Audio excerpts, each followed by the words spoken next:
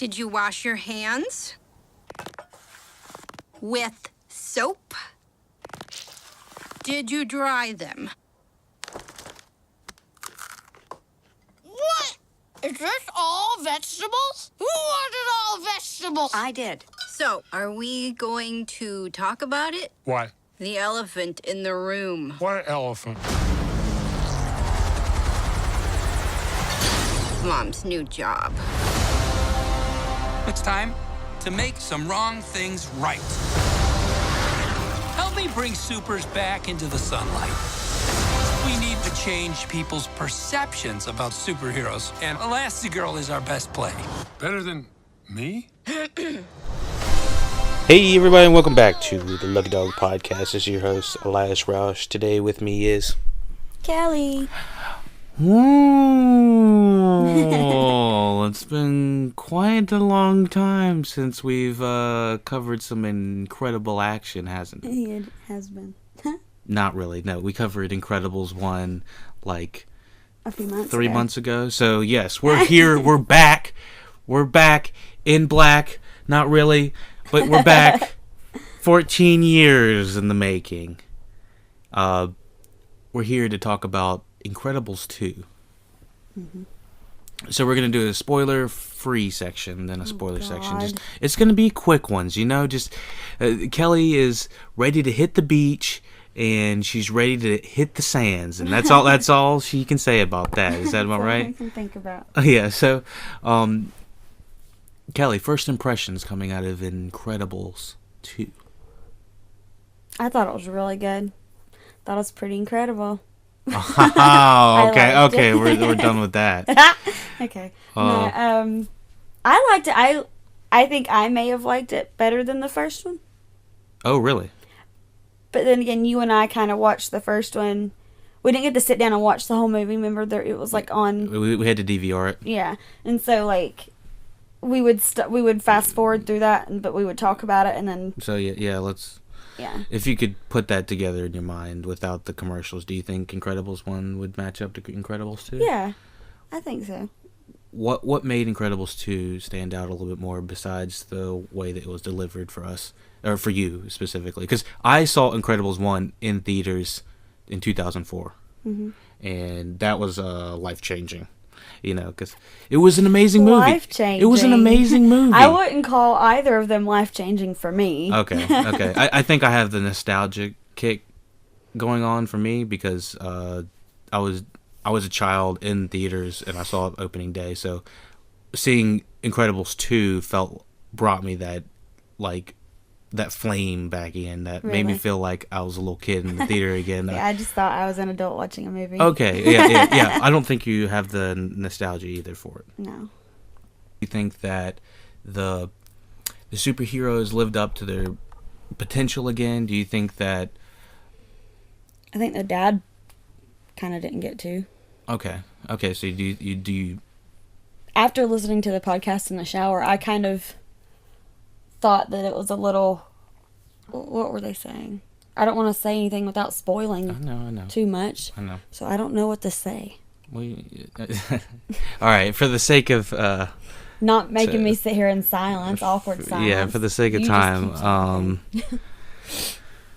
Yeah, technically it looked amazing. Once again, the story was probably where it was a little short-sighted on the characters. So at the end of the first one is where we pretty much immediately pick up. Yeah, I don't remember that. At the end of the first one, they defeat Syndrome, they defeat everyone. They get ready to walk out as a family, and all of a sudden the Underminer shows up.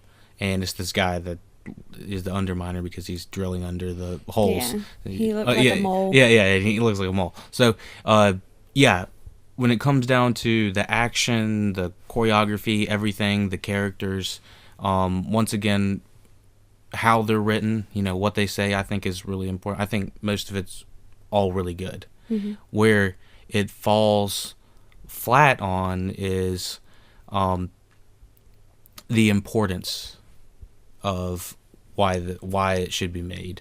So the first one, it was the coming together of a family and the revealing that there are superheroes again. You remember? Because at the beginning of the movie, they said no more superheroes, they caused too much damage. Yeah.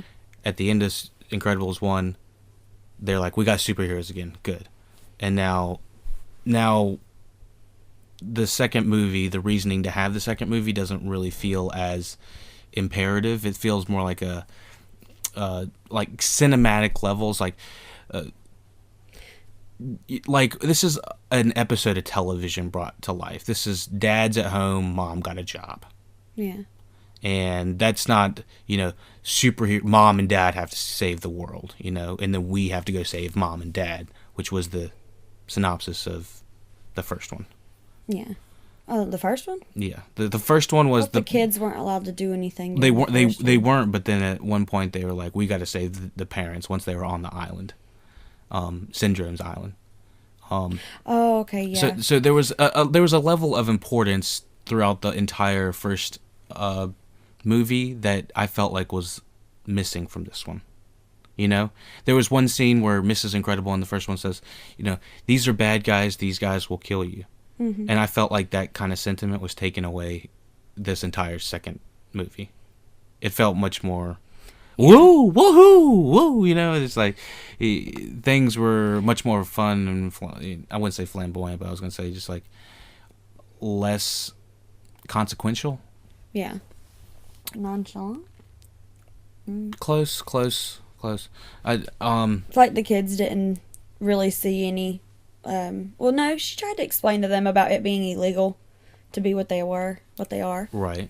And so I thought that, just the fundamental ideas that were running through this movie were not as important as the first one.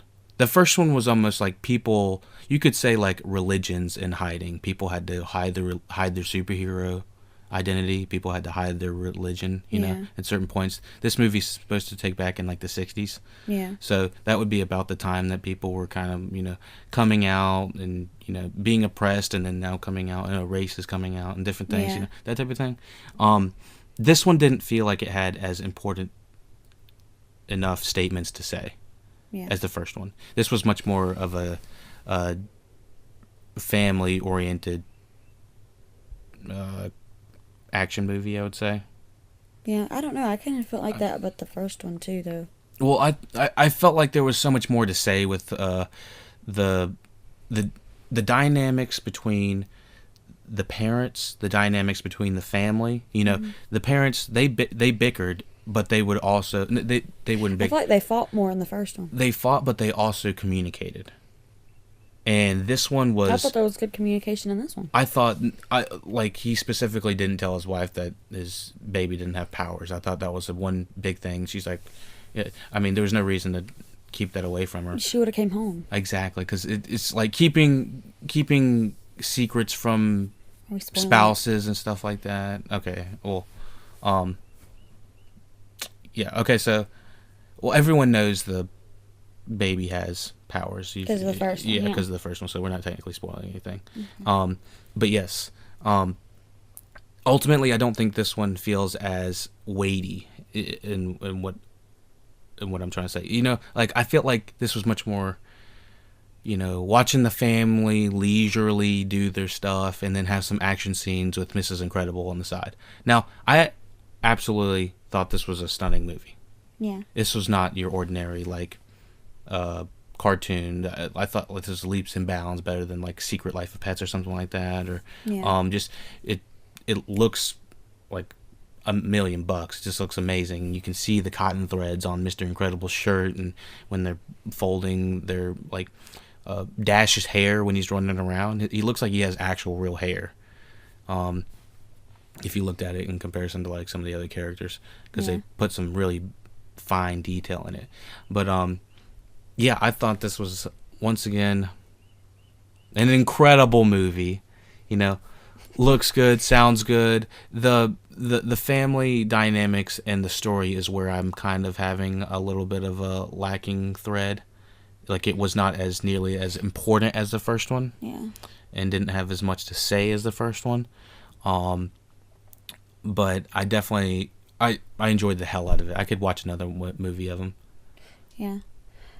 I don't like how, like, another reason why I don't like action movies or with superheroes, the family looks normal, like even in their costumes. Right. Like they don't really look like there's not bright colors or like a fucking lightning bolt all over them. You know what I mean? Right. They just don't look. They look normal, like normal people, even in their costumes. But then all the other superheroes all looked fucking crazy. Okay. Why did they have to do that? Why do almost all superhero movies do that? That's kind of more of a genre thing about superheroes. That's not so much an Incredibles thing. That's more of like a how people perceive superheroes at the time. You know, if they want to make them look really, out there, or if they want to dull them down, make them look, not like a superhero. But anyway, I feel like they look dulled let's down. let's hop into the spoiler section before we talk about any more heroes because is there anything else that we need to add to the spoiler free section? I absolutely think you need to see this movie. It's it's another masterpiece. I had a hell of a lot of fun. I think that maybe there's one or two pacing problems I would say I'd have with it, and like when during what time? It was mostly during Mr. Incredible and the family. Toward the first half, the first third, I mean, it was more or less when kind of getting into the groove. After that first action scene, I was like, okay, so where are we going with this? And I thought there was a lot of talking. I thought there was a lot of dialogue. I'm trying to think. Because the action scenes are so good and so smooth. In comparison to the first movie, there was a lot of lifting they had to do to world building for the first half of that movie. These are the Incredibles, this is the world, this is the family, they're hiding, and now Mr. Incredible's out doing his thing. Yeah. This was kind of picking up everything else, from the very end of that, and they didn't have nearly as much things. They were like, oh shit, we had 20 different plot things we had to make sure we had to put in 30 minutes. Well, that's because of picking up where they left off, right? Right, and I don't know. I was expecting it to just start off different. I didn't think it was right pick from up there, where it right left there. off. Well, because of Jack, I knew that he would kind of have to be within age range, same age range. But absolutely see this. We're going to talk about it in the spoiler section here in a second. I think we covered just about everything. I think you covered about everything. I tried to. I'm trying to cover all bases and still have like, I absolutely loved it, but yes, there are some, criticisms of it, that type of thing. I don't think I have any criticism. Usually if I do, it'll come out in the spoiler section. Yeah, because we can really dissect the movie. So, we're going to jump into the spoiler section. And now we're in the spoiler section. We hopped right in. Yeah, that's just like that. Okay, so like I was saying at the first one, there was a lot more plot points they had to put at the beginning of the movie. They set up the good guys, the bad guys, the world building, the incredible world building, the superheroes around them. They no capes. Do you remember Edna? She was like, don't do capes, and all those superheroes were dying from having capes on. Yeah. Yeah, there was funny montages like that. I don't remember there ever being as good of laughs in this one. Like, I had a hell of a lot of time with Jack. Don't get me wrong. I thought that he stole the show. Yeah. I feel like most of the time, though, other than Jack, like, there wasn't really a whole lot that I laughed at other than Violet's part where she shenanigans freaked out over the boy, right? And like Double Toasted podcast talked a little bit about the children not being as strongly written as the first one. Yeah, I do think that's true. That's mostly because I think that the children played they played a one note against the father, like everyone hates dad. It was everyone hates dad while dad takes care of, for relatively, or give dad a hard time. I think it was just Violet. Well, it was only Violet. She's the girl. She's going through. Her mom's not there. Okay, she's with her dad who doesn't understand that kind of stuff. Right. Well, I mean, her mom barely understood it either. But I just felt like that's a television plot. Yeah. And that's something you get over in a television plot, not in a movie. And things weren't resolved with Mr. Mr. Incredible being jealous of his wife's new job. I feel like that was the only thing that didn't get resolved though, because And I think that was a big through line. Why would you have such a big scene with him like getting mad on the phone, not telling her? he's not mad. He was just jealous. Yeah. But he wasn't mad at her. He told his friend, he's like, I have to succeed at this for her to succeed. Yeah. For us to succeed. I get that. So that was why he didn't. I understand that it's a teamwork effort, you know, Yeah. raising the family, and I like that idea. I just never felt like that was ever conveyed in this movie as it was in the first did. movie. The first movie, they really talk about how the dynamics between the family work toward the end because everyone has their skill set, you know, and so. Don't you remember them all fighting the bad guys and they all kind of work together really well? And they have their time in this where they're fighting together and, you know, saving the world. I thought they did really well in this one too. I do too, but I felt like there was, I don't know, there was a dynamic between having the family work together. This one definitely had the family work together, but like right at the split second end. Yeah. So let me think. The other half, the bad guys. We have not discussed the bad guys in 2 compared to 1. 2, we had in Incredibles 1, we had Syndrome, who was a fanboy who had taken his, love for the Incredibles way too far. Tried to make technology and suits that were resembled to him, and they said, no, go home. You're not super. You don't have powers. Yeah. And so that was kind But of... they weren't mean to him. Mr. Incredible was kind of debatably a Dismissive. dick. Yeah, pretty quickly. And he apologized for it only after. And only after they have the powers, you know? And only after Syndrome has his family hostage or something like that, you know? Yeah. So yeah, the first one had some real stakes to it, and I'm now remembering the how the bad guy was incorporated into the movie. What did you think about the bad guy in this movie in comparison to Syndrome? It was played by Bob Odenkirk, and I thought the Better Call Saul, if you don't know who that is, the lawyer on Breaking Bad, and he has his own show. But yeah, what did you think about the comparison? What? Hold on. Which bad guy are you talking about? Number 2. Undermine? No, not Underminer. We're talking about the. I'm calling the. She's a woman. Yeah, I'm sorry. I'm calling Winston Deaver. He's not a bad guy. Yeah, I'm talking about his sister, Evelyn, played by Catherine Keener. Who's that? A 40-year-old virgin lady. Oh. Yeah. So, what did you think about them as a dynamic? Okay, so at first everyone I think probably would have guessed that it was going to be Bob Odenkirk, the Winston was going to be the bad guy, but it ended up being I thought it was going to be Evelyn. both of them. Yeah, I thought it was going to be a dynamic duo. I felt like it was going to be the sister from the...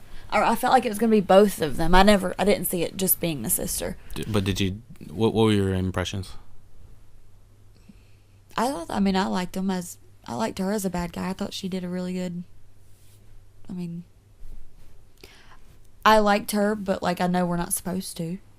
Okay, well, I personally didn't like her. I thought that the character was not fleshed out. I didn't really care about her in comparison to Syndrome. She didn't have... Winston and... Well, she wasn't a bad guy for the whole movie like he was. Well, technically... I guess, was he a bad guy during the whole movie or during, Well, we saw last half? We saw him a lot more throughout the whole thing being bad. When did we realize that she was the bad guy? It was... you and I have She figured... slapped the glasses on her face when... You and I realized she was the bad guy 20 minutes earlier than that. I know. But, so I think that this movie suffers from being predictable. I guess I didn't think it was that predictable because I know that we predicted she was going to be a bad guy, but I thought both of them were. By the way, he was acting. Right. I definitely thought that she was going to be a dynamic duo with Winston, but Winston was so out of the loop. I think they should have been a bad guy. It reminded me of Reminded me of Rampage. Yeah. I was thinking of the brother sister. I was in awe how they did it so much better, the brother-sister dynamic in this than they did in Rampage. Yeah. But this one was the Winston was a good guy. Mm-hmm. I thought that Winston got there was no gravitas to Winston. Like, I love the voice actor that does it, but they didn't give him anything that meant that he loved the superheroes besides the fact that he said his father loved him. You know? Yeah.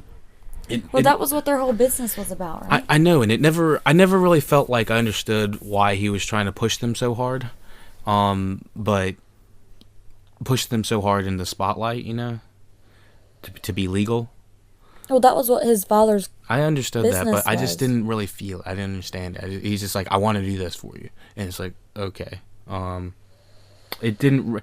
I didn't see the through line why, Yeah. and if it was to make them look bad, then that would make sense, because that's sort of what she was doing. She was like, all right, we're gonna make them legal to make them not legal again, you know. Yeah. And they definitely did not. They signed like a decree to make superheroes legal again at the very end, and they fucked all the shit up at the very end as well. So she kind of did get her wish. They didn't fuck anything up. I mean, they were wrecking havoc to the boat, and then that was their own boat. So who gave a shit? all right. Well, No one. they got were hurt. on television. That's what I'm saying. They were on live television when all that was happening. So, I think that the fighting and everything was, you know, choreographed amazingly. You know, seeing Mrs. Incredible do some crazy action stunt on a bike that detaches itself and goes all which ways on the tunnels, and like her I think driving that on made the streets. everything really convenient for her to be the one that's out there like fighting all the crime. Oh yeah, she's probably got some of the best power besides Dash, I think, Yeah. and Jack. I was gonna say I like Jack. Yeah. One thing I do think that if the family was together, this is one of those things where the family's too strong. If the family was all together, then they would have been able to take on Evelyn, Deaver.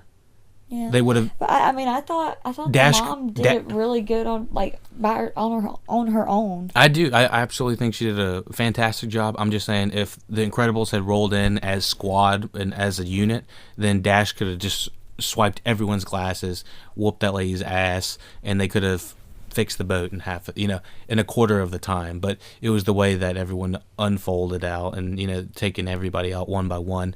And the new super team, what did you think about them? The fantastic Fortnite team that came out in the third act. I didn't like any of them. Okay, so Really, I didn't. I mean, I thought they just always make them seem so dumbed down compared to the main ones. You know what I mean? I think they made them a little bit too fangirlish, like, oh my god, I'm your biggest fan type of thing. Yeah. Like, I don't need that anymore. I don't ever want to see that again.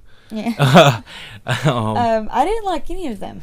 I thought the powers were all cool. The powers were cool, of power- course, but like the the- characters themselves, they just didn't. To me, they looked weird. They didn't look good. I didn't. The design on I'm calling them the Fortnite characters. Yeah. They didn't seem to match the aesthetic of the 60s, like James Bond era of like what they're going for, These Yeah. things look like they were from our modern day. Yeah. Yeah. They look like a teenager drew them, Yeah. Oh, I don't know. or thought them up. They look like the Teen Titans showed up. Yeah. But yeah, so The one old dude, his name was Reflux. Reflux.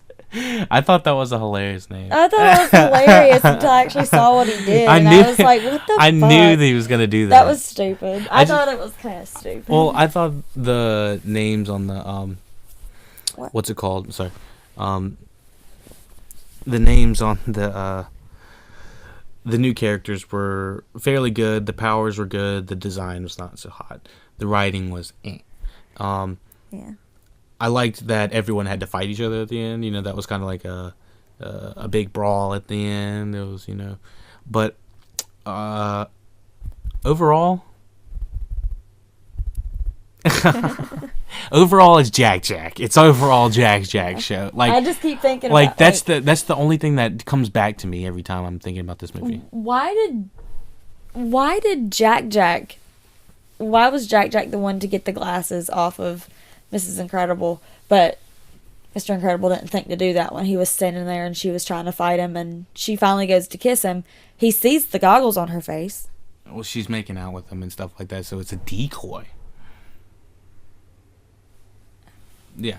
Well, I thought that was a pretty good tactic. Instead of fighting him, she starts, kissing him, so he wouldn't think about it. And she put the goggles on him. Yeah, I thought that was smooth. And then Jack is the first one to be like, "Hey, we should levitate these off her face."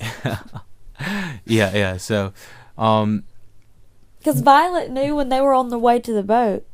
Violet was like, "You saw the goggles they put on him, and they all had them on too. They've probably already put them on Mom." Yeah, that was a big exposition dump.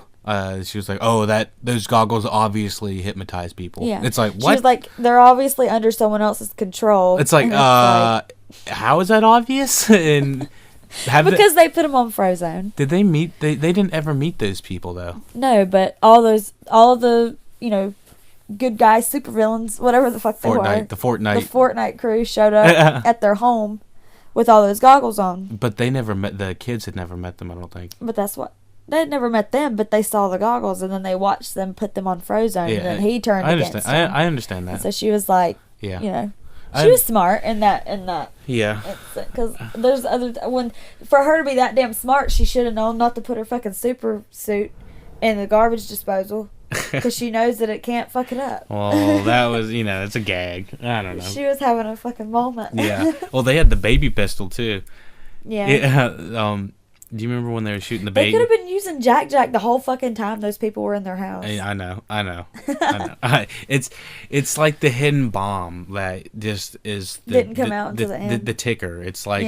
Just waiting for it. I knew that he was going to probably do something to steal the show at the very end, but I wasn't exactly sure where. I liked how he kept going through the walls. Yeah, I thought that was, Yeah, he was an adorable cartoon. Yeah.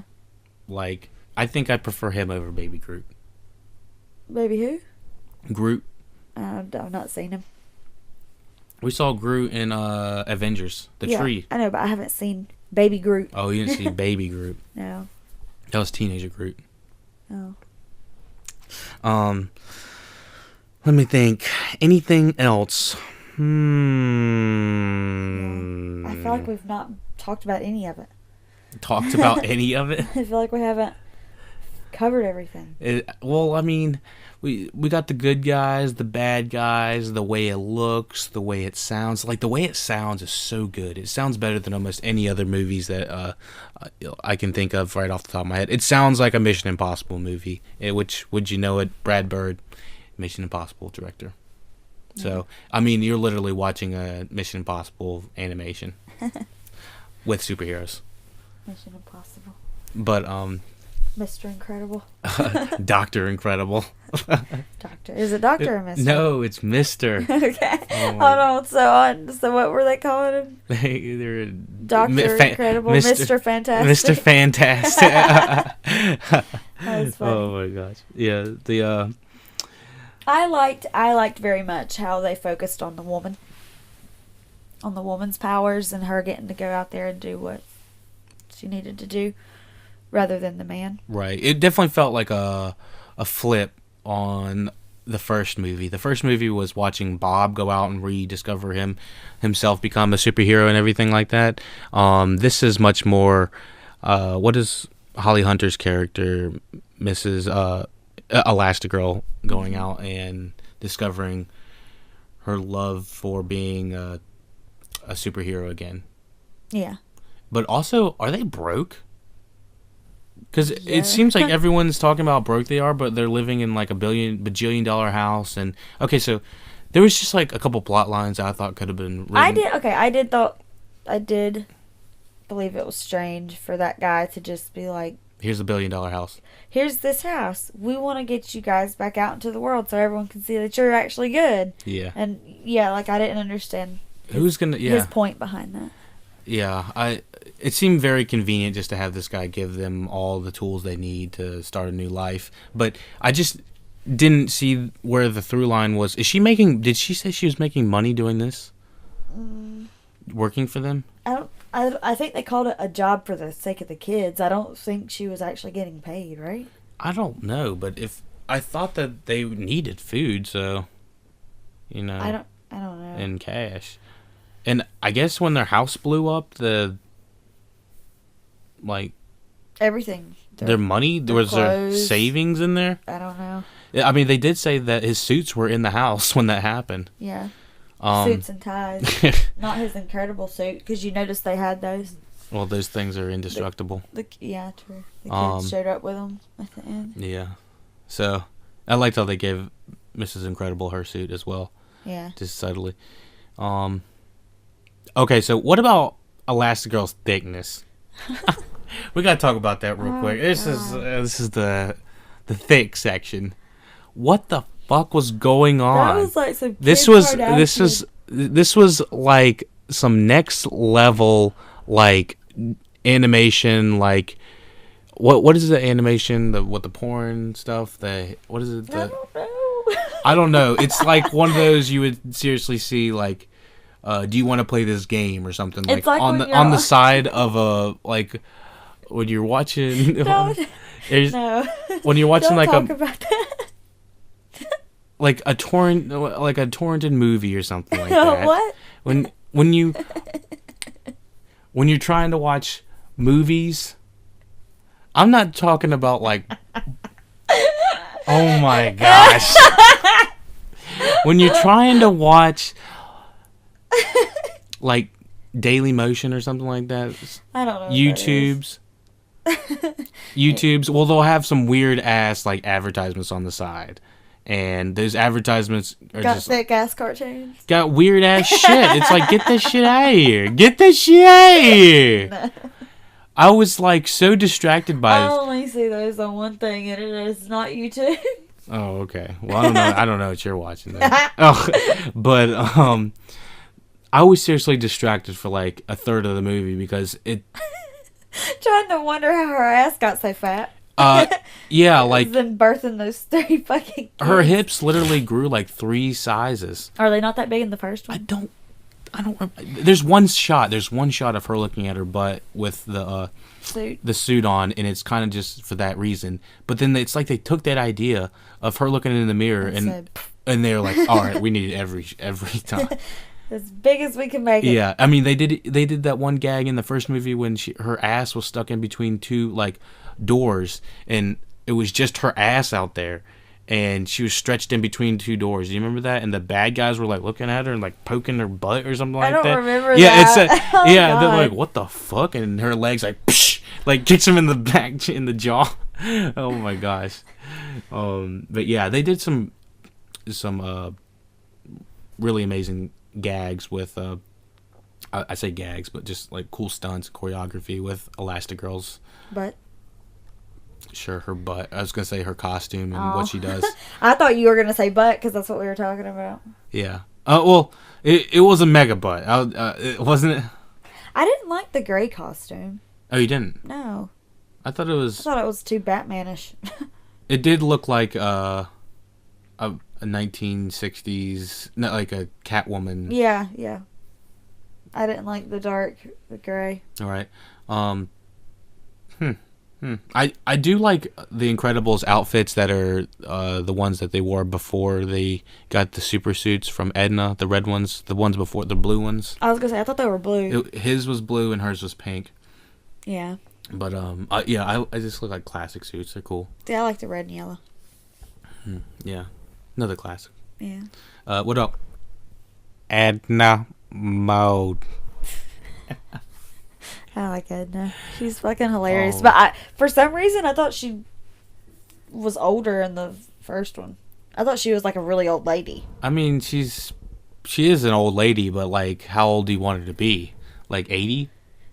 I thought she was like an 80-year-old woman. She's probably close to 70, 60. It didn't look like it in this one. I thought the Jack Edna Mode, like Bob scene, one of my favorite scenes in the whole Incredibles universe.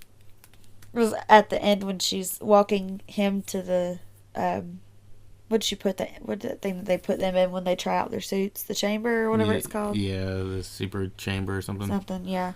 I thought it was funny when she was talking about Jack and he's just looking at his sucker walking with her. Oh my gosh. Hilarious. And he starts mimicking everything she does. Oh, it's the best. Because she's talking about how great he is, and he's just like, yeah. He's like, yeah. Like yes, I am. agreeing in baby talk. It was the best. It was cute. It was really cute. Okay, so we tried to name all of Jack's powers. Can we try to do it again? Yeah. All right, so what's number 1? Laser eyes. Laser eyes. 2. He can fly. Fly. 3. Goes into walls. Yeah. 4. Goes into different dimensions. 5. Turns into fire. 6. Turns into that little purple demon. 7. He can get big. Teleport. Get big. 8. He can levitate things. He can, He can change into other people. Telekinesis is what that's called. He can change into other people. He can change into Edna or multiply himself. That's 2. That's 10. I need your hands. 10. We got the 12 this morning. Yeah. Okay. So he can go into different dimensions. Laser eyes. Oh yeah. He sneezes and he flies up like a rocket. Yeah. So whatever that is. I thought that was just part of flying. No, that's not a flying thing. Because remember, there's 2 different types of flying. Why? There's the space flying where he's like in space, and then like it's like he's hovering in space, kinda. Yeah. And then the other one's where he's like rocket and he sneezes and he flies in the air. Okay. So that's 2 different types of powers. Okay. If you want to get technical. So what do we have? 11 right now. So that's like 10 or 11. Yeah, 11. Did we say there's 17? Okay. That's what they said on. Okay, so he gets he turns into putty, or he can change his texture. Oh or whatever. yeah, that's 12. That's 12. That's the 12 that we got this morning. Different dimensions. Could he communicate with? Hold on. So can he go? Can he? He can make himself invisible, right? Was that was Violet's power? No, I know, but I thought when he's going from different dimensions, is that when he's walking?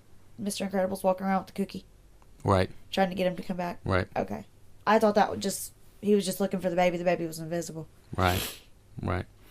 So, yeah, Jack freaking stole the show. I thought he was hilarious. Yeah. Even with the I thought that they were going to use too much of him, but I think they used the right amount, I guess, because if they didn't have Jack, they wouldn't have anything for Bob to do. Yeah. Except maybe, talk to his family a little bit more, and then that would have turned into maybe more of a drama than a comedy, because it's hard to keep up that act without getting too goofy between the dad and the kids. Yeah. So, Jack brought a lot of levity. The raccoon scene, holy shit, that was hilarious. I thought it was cute because he was watching like a bandit movie. Yeah, and he sees the raccoon and he looks at the TV and he looks at the raccoon again. Yeah, he's hey. Oh, it's so cute. He's like, give me back that trash. He did. He put the raccoon didn't give a fuck. Though. Yeah, that thing was going after him. I was like, oh my god, that. No, hell, the first thing I thought was, he's gonna need a rabies shot. Oh my gosh, the raccoon or the Jack? Jack. Oh my goodness. The raccoon looked like it had rabies. Yeah, that thing was crazy, but I thought the scene was incredibly well done, and I hope that they take whatever they do. If they do another one, I don't want them to just make it a full Jack movie, but I could see. More Jack. What did they do? What did Jack do at the end to help save? He removed the glasses from. I know he removed the glasses from her, but from his mom. And then she removed it from Mr. Incredible. No, I know, but didn't they use Jack at one point to shoot down Screech? Yeah, they were using him like a gun, Yeah. I'm surprised they didn't do that more. Yeah, I mean, there were so many powers that Jack had. You could have just thrown him out there, and he would have taken out over half of the Fortnite guys. Yeah. And the non-villains. I mean, there was other heroes in there, and we didn't see them do diddly. They were being mind controlled. Oh, were they? I just feel like they would have been fighting or something, but... No, remember they were all in that room. Oh, they were being On mind the boat. controlled. They had what did you think about mind control, the whole little system that she had? I thought the system was cool, but then the ultimate through line never came through. I thought it was going to be like you're obsessed with your cell phone, you're obsessed with your screens, but I just realized they don't even have cell phones in this universe yet. It's still the 60s. Yeah, it all depends on if they're looking at a TV screen. And there's not nearly as many screens in their day-to-day as there is, I thought that when we were first introduced to the train operator being, hypnotized, I was like, this is kind of a cool thing. I thought, What was he looking at, though? he was looking at a screen. There was a screen right down there because it said, hello, Elastigirl, or whatever it said. But the screen was like flashing red and, not red, black and white. Yeah. But I thought that it was a cool concept. Like, I was like, ooh, hypnotizing is a cool idea to bring into this world. Yeah. The thing was, I didn't feel like the through line ever came through. Like, didn't ever work. What made Mrs. Incredible go back and watch that video? Like the scene where... Oh, she could see that when she was going down in the cellar, that there was a television monitor that was linked up to her webcam that was attached to her suit. No, but when she was in like that big conference room and he handed her that mask of the screenslaver. Uh-huh. He hands her the mask and she's in the big conference room with all those people, remember? Yeah, and she like looks, celebrating that she caught the guy. Yeah. Oh, she looks behind her and sees that there's the guys behind, not the guy, the photo or the screenshot of the bad guy in the mask is behind there, and then there's a television monitor. But it's him, and then it's that white and black stuff behind him. It's Right. not. Well, maybe she just went to go back. She saw that and she did rewind it when she was doing that. But I think she remembered when she was in there that there was a television monitor. We might not even have noticed that there was a television monitor when we were watching it the first through. Yeah. I just didn't understand what made her Go back and look at it. go back and look. Yeah. Yeah, I mean, I could understand if you saw a television monitor on the screen that we were looking at, because Yeah, but it wasn't. It wasn't. That room was cool though that she was trying to fight him in. Yeah. The cube room with the hypnotizing lights. Mm-hmm. Like, I thought this was like some really cool concepts that just ultimately didn't. They kind of just fizzled. Yeah. It was kind of like the feeling that you go to watch a fireworks show and they get all the best fireworks at the beginning and just kind of a cool ones just like fizzles at the end. Yeah. That's what I felt like this idea of the bad guy was. Yeah. Really, really cool up front, but the more I found out about him, less it was. When she took the mask off of that guy, I thought it was obvious, like, she didn't catch the bad guy. Right. Because I thought He was like, when who? What? when she was in that room, Yeah. I thought, like, damn, he's gonna get away. Yeah. He's gonna do something, and That was an intense chase too. yeah. So And yeah. I thought that was gonna be another moment where they were gonna try to have her look bad because she was running into people. Right. She was like accident. She couldn't help it because she was chasing him. And but- there was an explosion. Like, yeah, did that people building exploded. did people die in that? Like, No, they pulled the fire alarm. did they? Okay. Pulled the fire alarm to get Pull a everyone blank. to Hold on, plane. pull a Blaine, and everyone has to get out. Oh my gosh. Kelly's youngest pulled the fire alarm at the gym. Everybody get! If I gotta leave, you all have to fucking leave. Oh no! But oh yeah. But I was mad at first, but now it's like my Yeah. poor baby didn't go. he says there was a fire and he still claims it. He would. He's Like, still- did you see a fire? Oh yeah. Oh yeah. No, you didn't. No, you didn't. You lying. All right. Well, But yeah, but the bad guy pulled the fire alarm. Oh, really?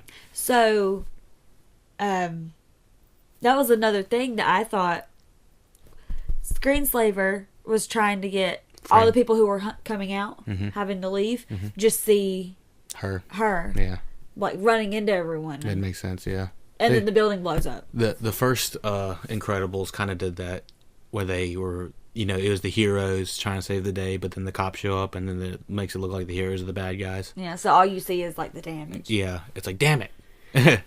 So, yeah, I thought it was another one. It's always another one with the Incredibles. It's always incredible. I liked it a lot. I'm sure all the podcasts are going to say that. I know. What I really want to do though now is I want to go back and watch the first one without. Yeah, without the DVR, you want to just rent the whole thing and watch it through. Yeah, the thing is, kind of wouldn't mind watching them back to back. Yeah, they had the double feature at a couple theaters. They were trying to. Really? Yeah, but we obviously couldn't do it. We watched the later one. Yeah. Our theater was good. Like I thought even though we had kids, like I didn't mind it at all. Like everyone was really respectful. It was There was one baby that Yeah, but someone had a baby, like an actual baby, like Yeah. a baby who couldn't tell them, like, "Hey, mom, I gotta go pee." someone had a Jack. Someone had a Jack. But it was almost at the point where sometimes the Jack would cry on screen. I couldn't tell the difference if it was the baby in the the theater. baby or that not. was in our theater. It would almost You cry. kind of could have thought it was Jack. Yeah. In the movie. But yeah, Well, Jack's coming in. I thought one thing, the diversity in this really was really shined. I noticed almost every side character. Almost every side character, every other side character was a person of color. I didn't see that. Yeah. I didn't see any of that. Yeah. The only people that weren't really were the people that got like a lot of speaking roles. The train driver was black. Yeah, but he didn't say much. What's it called? The news guy, he was white, but he said a lot. If they didn't say a lot, they were typically of color. That's not good. I know, but they were in there at least. Yeah. Sure.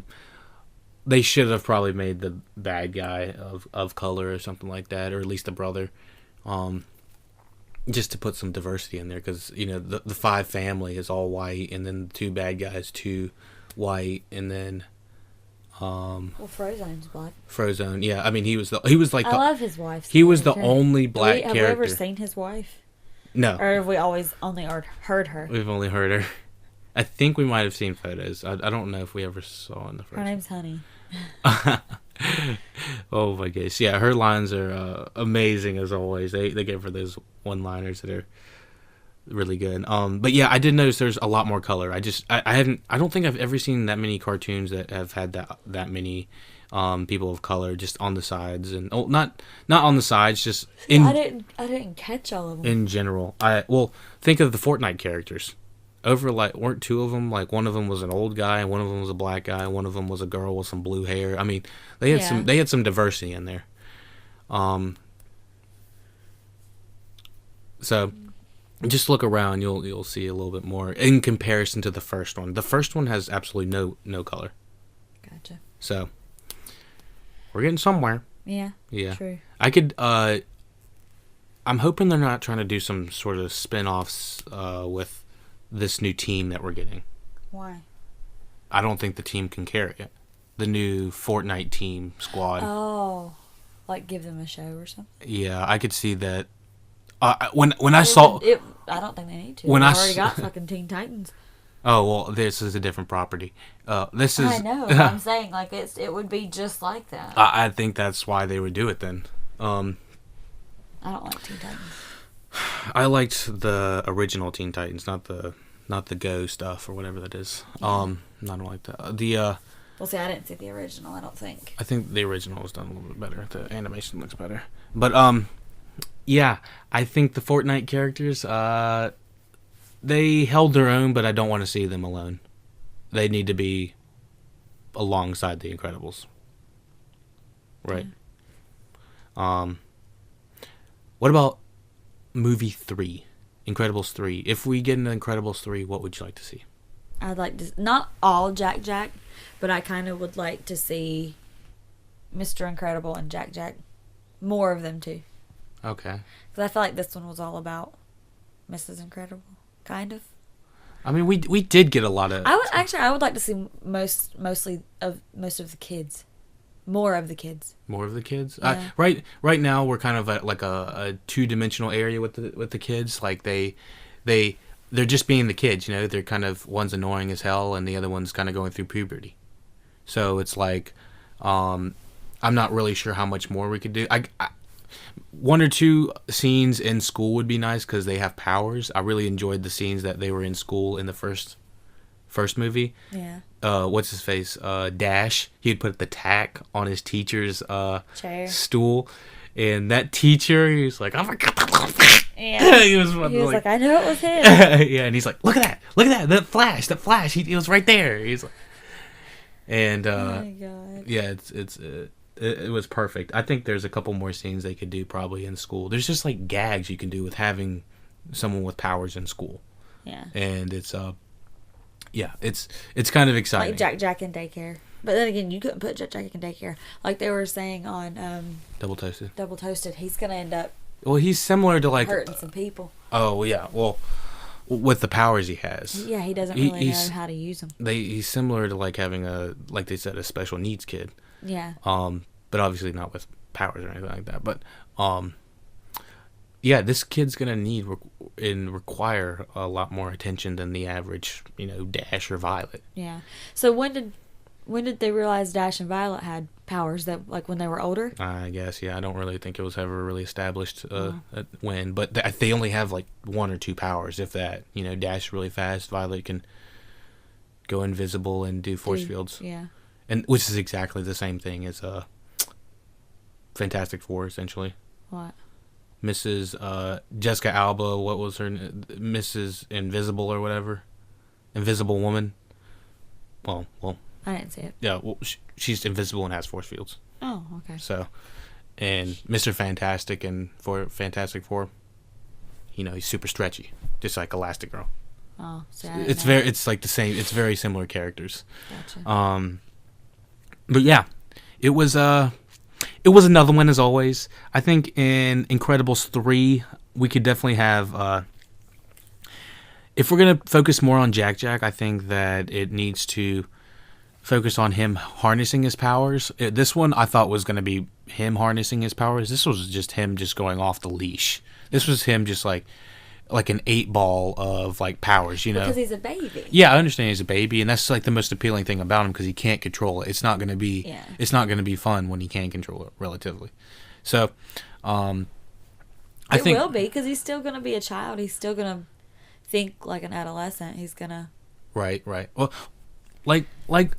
like I said earlier, I don't know if this movie had a through line like the other one did. Like this one says superheroes should be legal versus shouldn't be legal, and the parents are kind of bickering that. I think that for the third movie, they need to have that through line finished. Yeah. They need to have. Well, they technically do say at the very end of this one, they say superheroes are legal. Yeah. But I felt like the bickering between the folks, like the competition, I didn't feel like there was a lot of it. I don't know. I felt like there was disagreements and communication problems in this one that weren't solved like they were in the first one. So my thing is, if there's going to be a third one, I want to make sure that any communication problems that come up are I feel like resolved. It was solved. Well, like the working thing. Yeah, her working and him not. Yeah, and him being jealous. He said why he said his piece about that. Like that to her? was no. To who? She told him in the first place, like, I'm gonna be great and you're gonna be great and then we can be great together. She meant like you're gonna be great being at home. Yeah. And so he knew that. I know, but it like, wasn't something they needed to keep discussing. But it was something that he had gotten upset about after they had discussed that, I believe, right? Well, she knew. She knew that made him mad. But they never. Then they needed to resolve it. Like if they go into the valley of having a discussion, they disagree.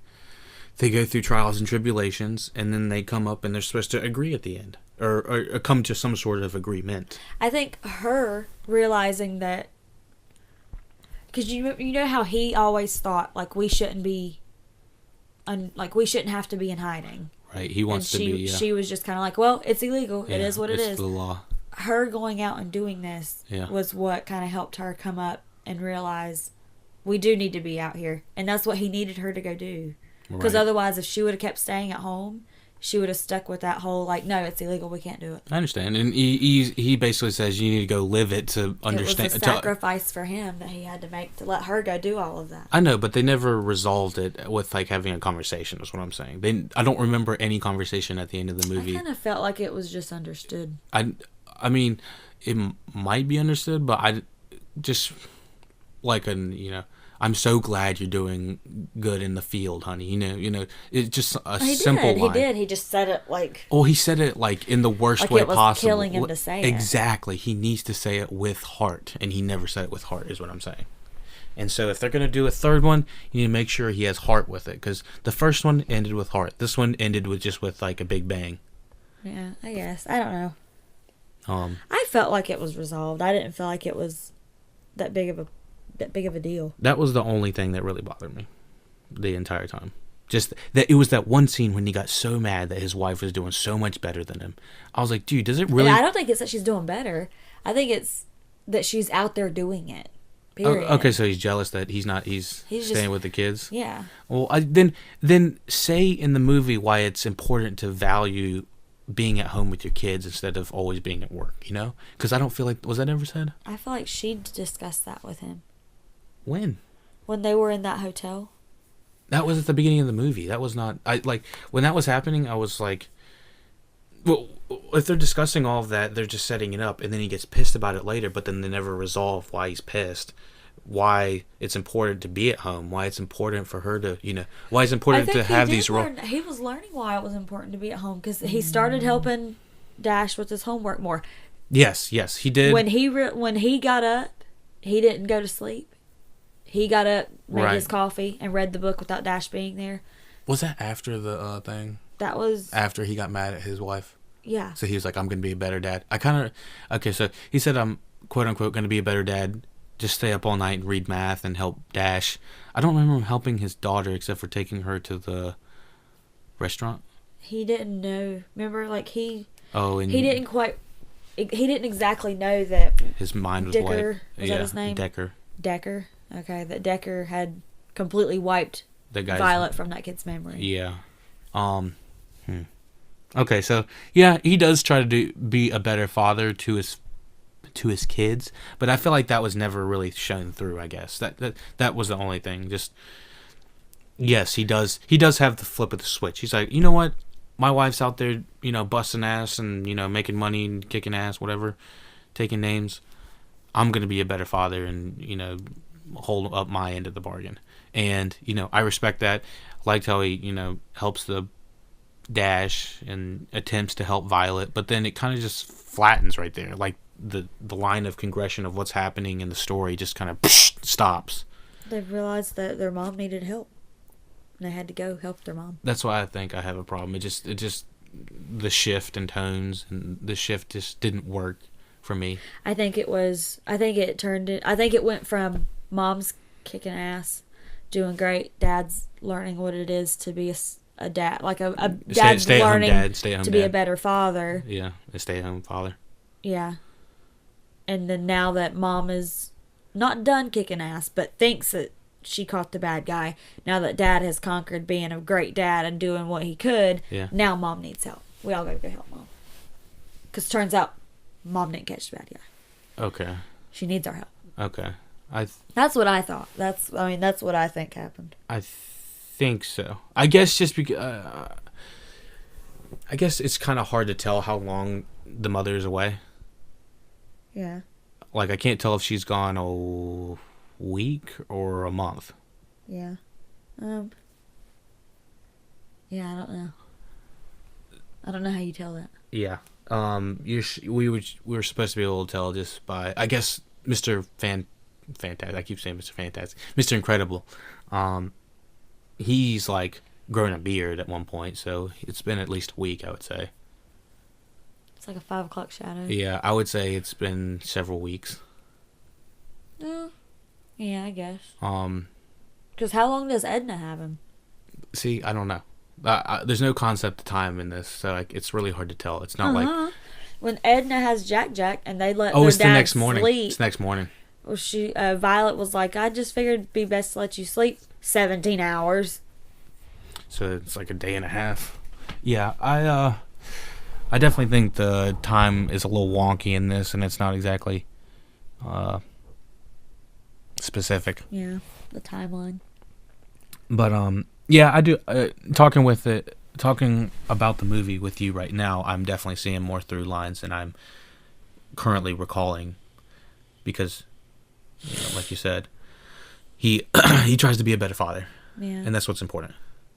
So yeah, he wasn't just at home like pissed off, the whole time. Right. I guess just that one scene, he got so pissed. It's what's really ingrained in my mind that he never. When they were on the phone. When he never, I just felt she was like, woohoo! And he never like goes to tell her that he's actually happy that she's got a job. Yeah. I think that was where it was lacking a little bit for me. Yeah. But yeah, so didn't give her recognition. Yeah, in true recognition, with feeling.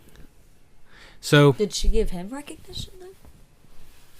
That's what I'm saying. Is it just felt like it wrapped up so quickly that there was no time to get any recognition. I wonder if we had missed a scene at the very end, after the credits. I really hope they didn't do a stinger, but because I'm tired of those. Nobody wants to sit through the credits just to watch 10 seconds of the movie. Been that there little thing at the beginning, those little Chinese people. Oh my goodness, let's talk about that real quick. Just cute. What did you? I was like, what in the? I think the short was called Bayo or something. Bio. I don't remember. BAO or something. It was like two. I thought it was BAIO. Okay, so however you spell it, the premise was two. I don't know, looked like a little Japanese lady or Chinese lady.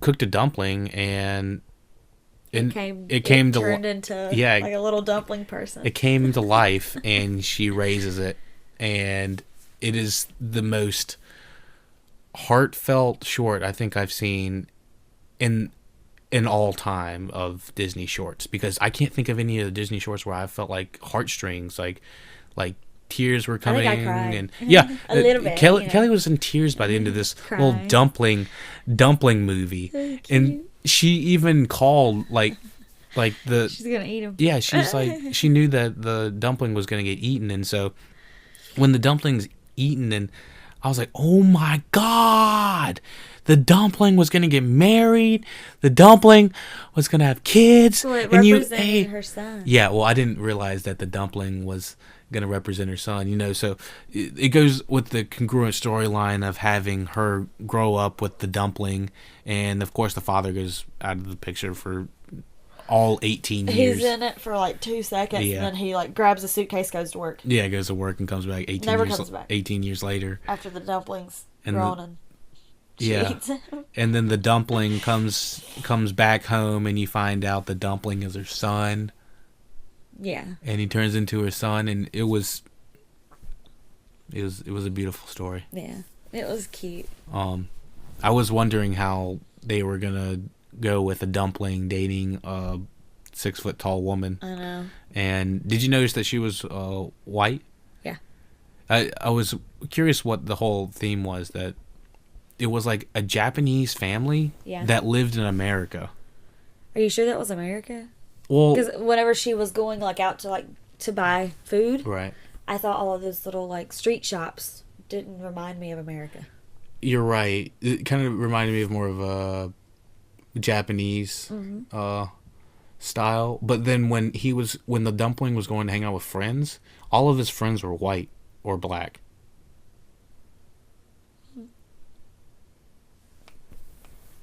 Well, then I don't know. So. And it looked like they were driving Mustangs and stuff like that. So I couldn't. It was mixed in enough where I couldn't tell exactly where it was going on and where we were. But it was an emotional little short, and it'll have you in tears before the Incredibles 2 even starts. Yeah. And I appreciate not having hella fucking a 30-minute Frozen short like Oh my Coco. God. Dang, had that about. Had you heated? Yeah, it had me mad. That shit had me real mad. But all right, Kelly, thank you for joining me for another incredible review of The Incredibles 2. Thanks for having me. Thank you for joining. Rate, share, subscribe. Lucky Dog Podcast. Email us at TheLuckyDogPodcast. Twitter us at Lucky Dog Podcast. Bye, sweetie. Thank you. I'll watch the kids, no problem. That's not the way you're supposed to do it, Dad. They want us to do it this I don't way. know that way. Why would they change math? Math is math. Okay, Math Dad. is math. Hello? Hey, honey. How are the kids? Everything's great. Is she having adolescence? And Jack? He's in excellent health. What the? Num num cooking. Oh my God. Cooking. Wow, okay. That is freaky. You know it's crazy, right? To help my family, I gotta leave it. To fix the law, I gotta break it. You've got to, so our kids can have that choice. Thank you, young man.